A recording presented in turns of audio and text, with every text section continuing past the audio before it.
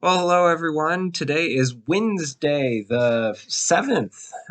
Oh, and calendar is telling me that it's a full moon today. So hopefully, if the clouds break up and the snow stops, we will able to enjoy a full moon this evening as the day ends.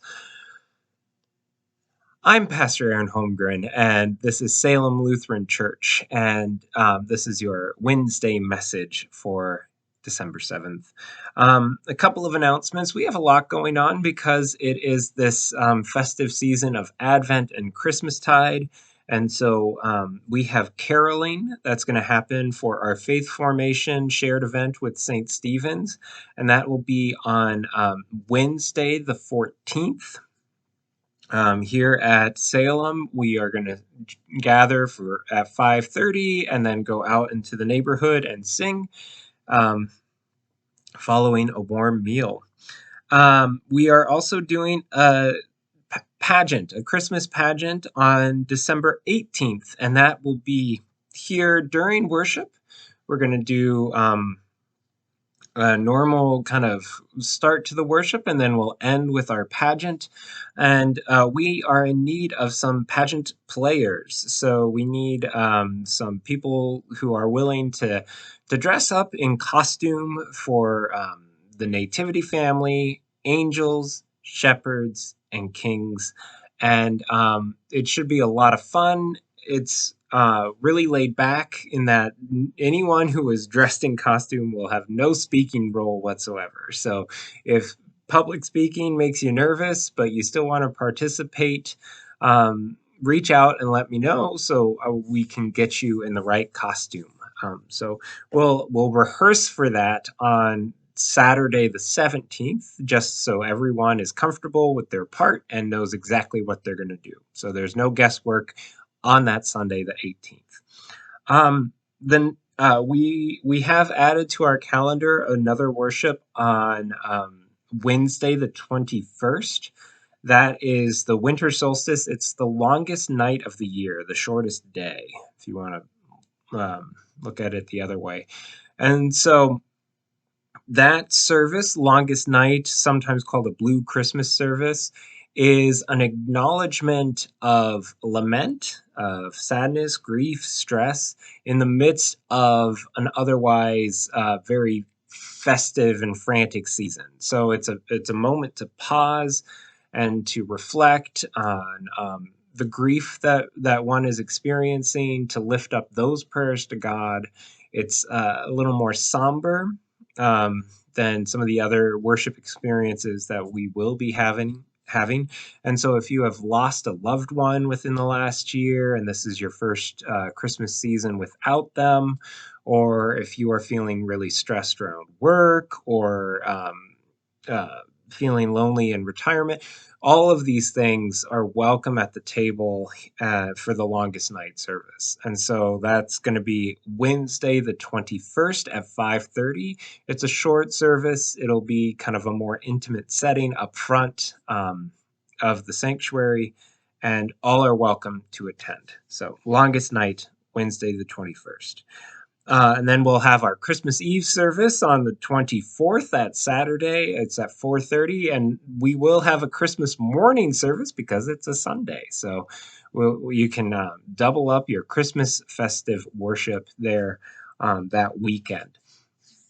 I wanted to reflect on this idea of the longest night, and the mention of the full moon is something um, that brought this to mind. We so as we talk about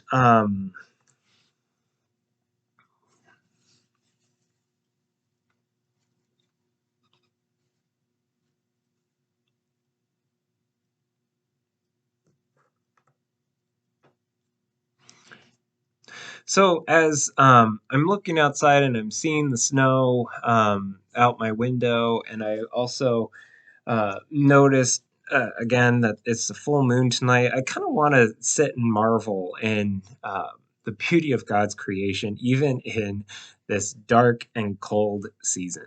Um, we utilize the longest night for a service of lament. And I think that's right, rightfully so. There's something about being solar powered. I mean, we appreciate the light when it is there, but I also want to acknowledge that there is immense beauty in these dark and cold days. Um, there's just something about fresh coated snow that just covers the earth, um, and then when you have like a full moon reflected on the surface of snow, it's just otherworldly. And why I want to kind of talk about that is because there is um, even in these dark, dreary days of December, there is incredible um, beauty to be seen and to be celebrated. Maybe on the maybe inside, you don't have to be out there bundled up, but you can appreciate it out your window. And that's something that we kind of look for in Advent, in this season of anticipation and prayer as we ask Christ to come. We also have that theme of preparation and watchfulness.